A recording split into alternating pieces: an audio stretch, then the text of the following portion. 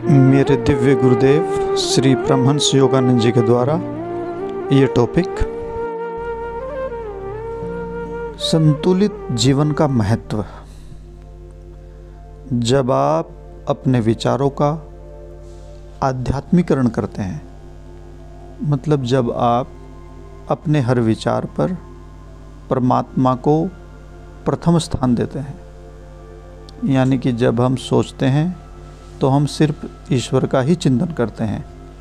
इस अवस्था में आपका मन सदा उच्च विचारों में निमग्न रहता है, डूबा रहता है। इसका अभिप्राय यह नहीं है कि आपके पैर जमीन पर नहीं पड़ते हैं या आप अपने उत्तरदायित्वों को नहीं निभा रहे हैं।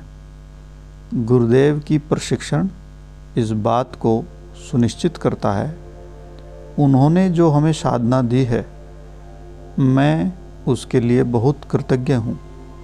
इसका अभ्यास हम संसार में रहकर और अपने आश्रमों तथा एकांतवास कार्यक्रम में भी कर सकते हैं।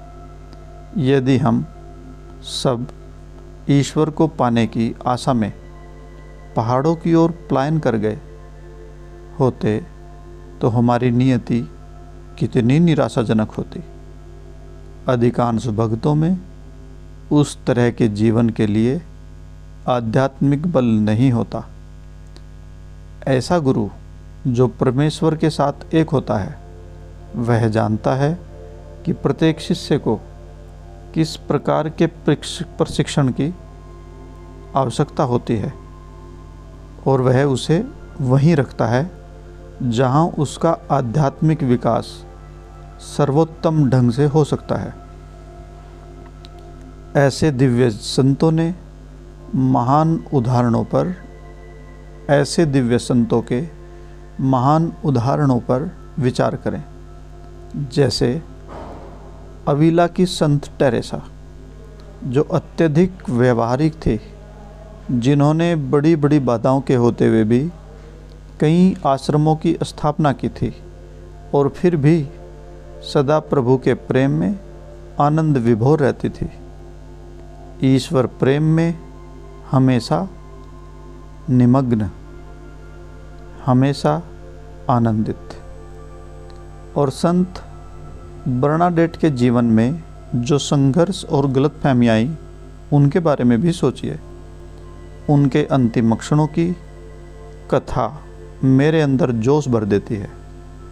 समस्त शारीरिक और मानसिक कष्टों के गुजरते हुए भी, समस्त परेशानियों के होते हुए भी, जब उन्होंने ईश्वरीय सानिध्य का अनुभव किया, तब वे अपने बिस्तर से उठते हुए धीमे स्वर में बोलने लगी, मैं तुमसे प्रेम करती हूँ, मैं तुमसे प्रेम करती हूँ, मैं तुमसे प्रेम करती हूँ।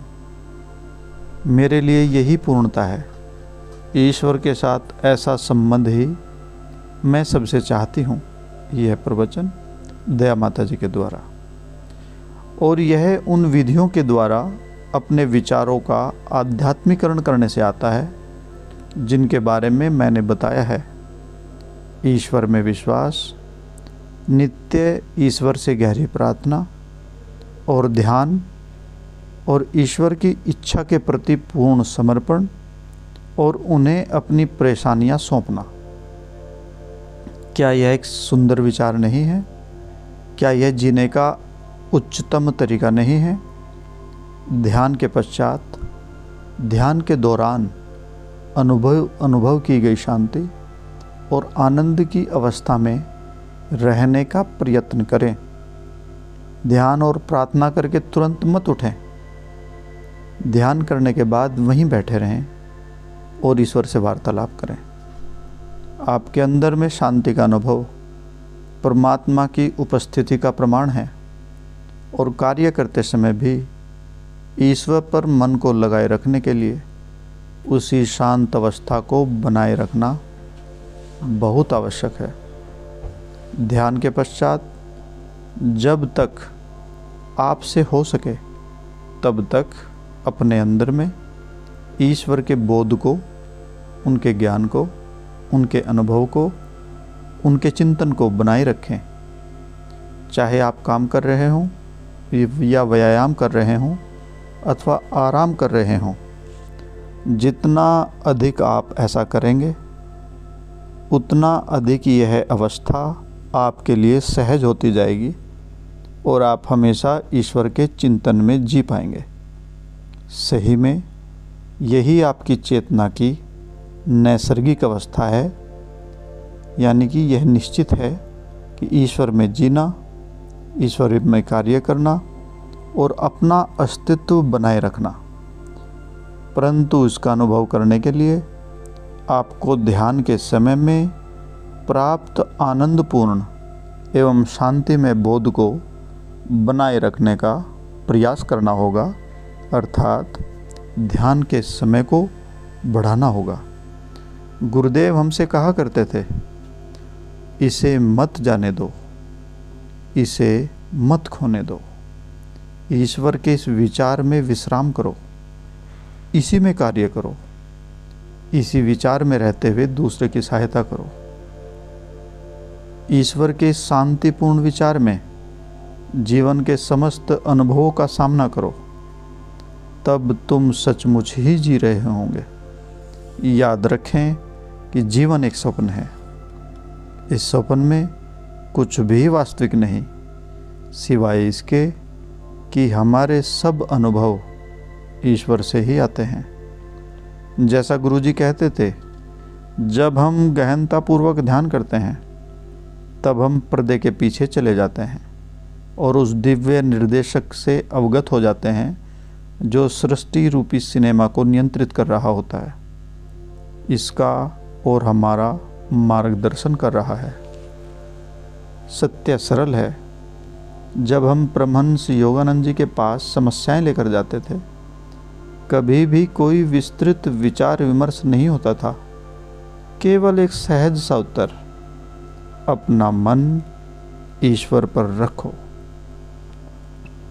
ज्ञान के इन वचनों के लिए तथा आध्यात्मिक मार्ग पर चलने का ऐसा सरल रास्ता दिखाने के लिए मैं उनके प्रति कितनी कृतज्ञ हूँ, क्योंकि ईश्वर सरल है।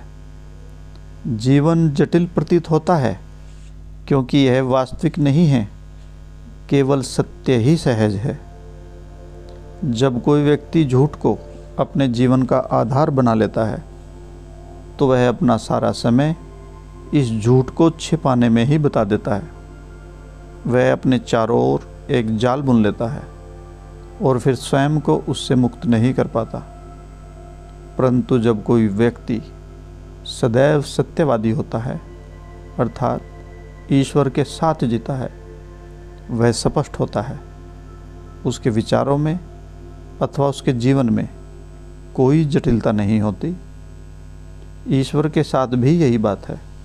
जब कोई व्यक्ति सच्चाई से ईश्वर को खोजता है, वह बिल्कुल सरल और सीधा मार्ग पाता है। जब आप संसार को देखते हैं, केवल तभी आप जटिलताएं पाते हैं।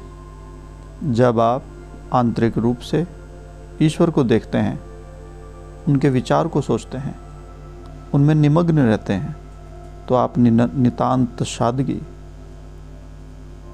दिव्य और आनंदमयी सादगी को देखते हैं। ईश्वर ऐसे ही हैं। आपको भी अपना जीवन ऐसे ही बनाना चाहिए, तभी आप ईश्वर को जान पाएंगे।